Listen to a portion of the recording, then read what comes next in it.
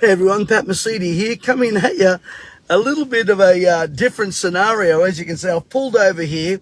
I'm stuck in massive traffic, but I wanted to come to you today to just share some great news. As you all know, George Soros, this evil man who was behind basically the destruction of the Bank of England, a man who basically makes his money on destruction and chaos. And have a look at this man who's a billionaire.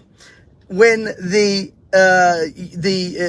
UK Bank of England went broke, he literally made billions of dollars. And his whole premise is to destroy. This is the guy who has at least 75 governors that he pays for, that he funnels money through, nice little pretty organisations. George Soros, you've all heard of him. This is not conspiracy. Just look it up. It's facts.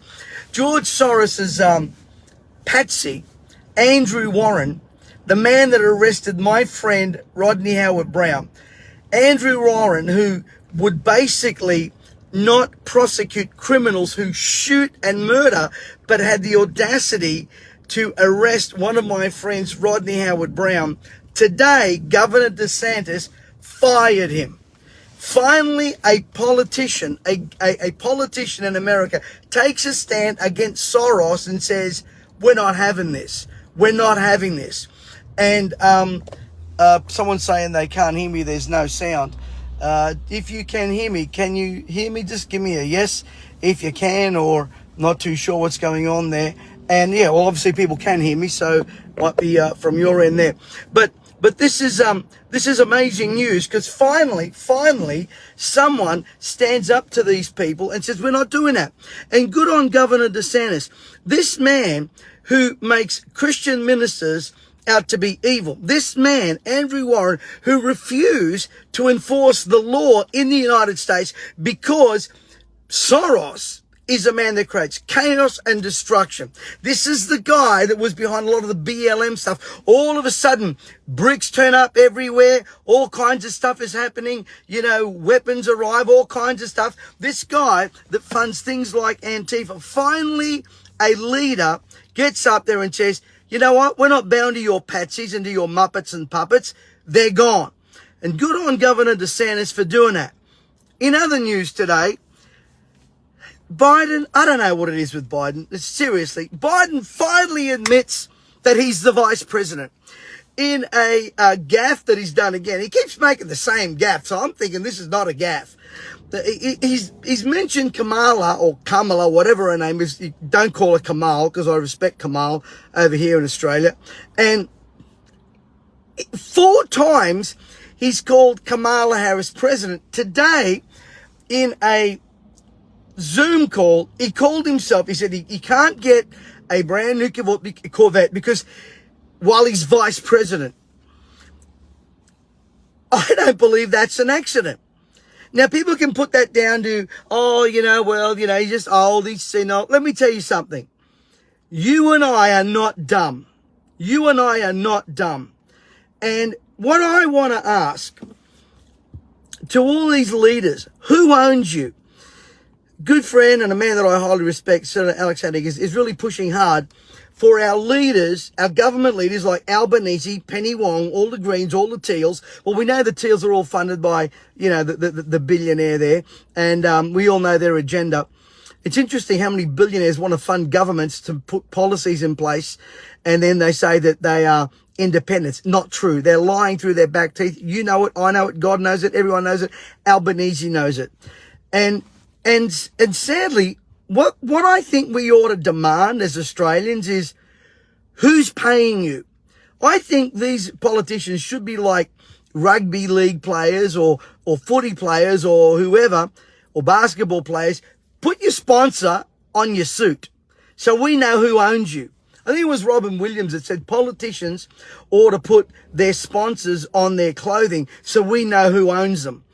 And we are living in a society right now where these politicians are lining their back pockets. I don't get how public servants become multi-millionaires when they're on public servant salaries.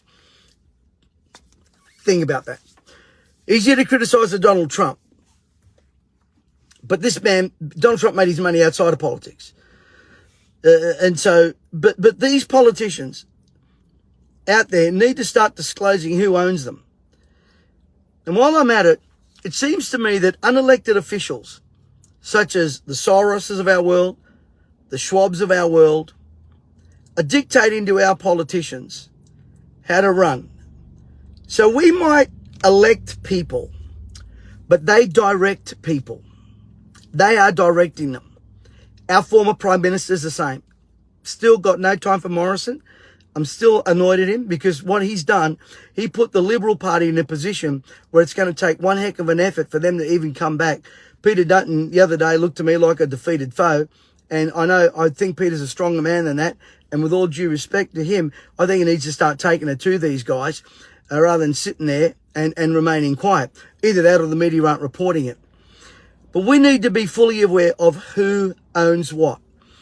Now, to all my friends out there, my believers who tell me, oh, Pat, we shouldn't be getting involved in politics. This is it's not about politics.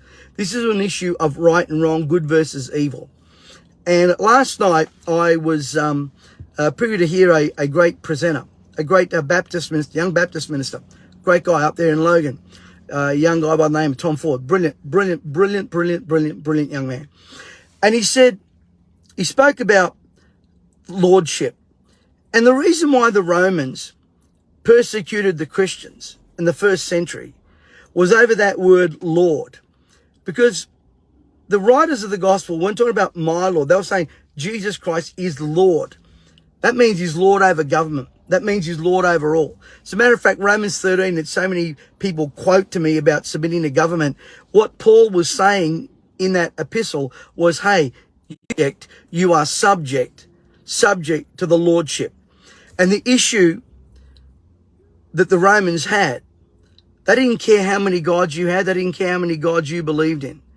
They just did not want you to confess and verbalize that anyone outside of Caesar was Lord.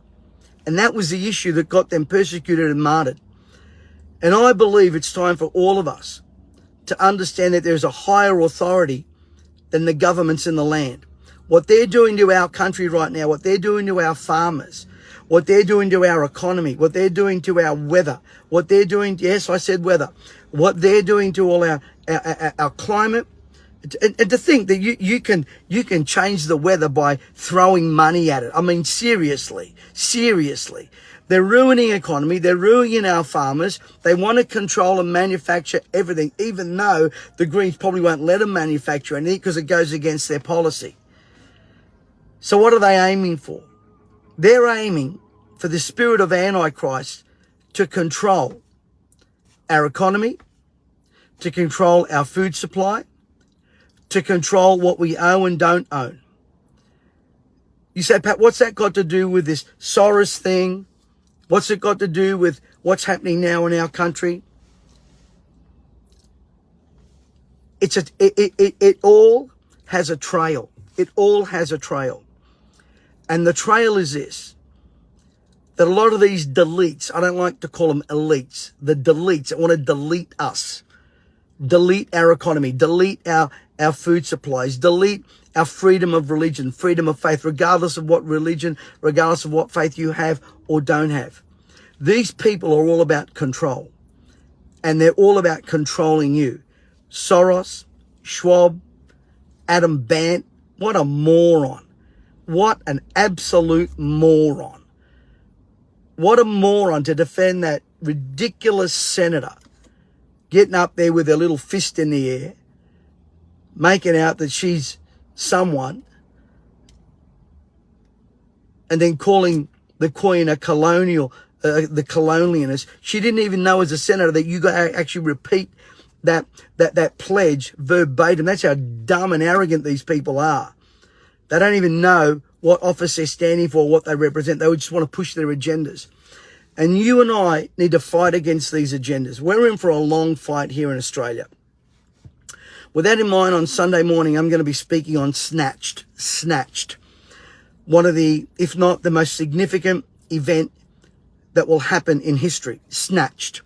You don't want to miss it. I did a study on this before and I've been asked to do it again. So this Sunday morning on Reborn, 9 a.m., please join us. And just today, was out there in Bow Desert. We're starting to do our rallies. We're going to call them the Awakening. And, you know, we need a spiritual awakening in this country. We're going to be going to many areas. We're going to start in Queensland and move down south. So please be standing with us in that. And we need a great spiritual shake-up in this country. Look, I wanted to pull over. I was stuck in the middle of traffic. I thought, rather than sitting here in the middle of traffic waiting for this to clear up, let me get on here and just encourage you that there is a light at the end of this tunnel. Just remember, God is not done. This is our Father's earth. And God looks at the Soroses of our world, the Schwabs of our world, the Albaneses of our world, the Adam Bants of our world, and God laughs at their plans because God has the final say. And I've read the end of the book. The good news is we win. God bless you. Look forward to seeing you on Sunday. I better get home and look forward to seeing you all on Sunday morning. God bless you.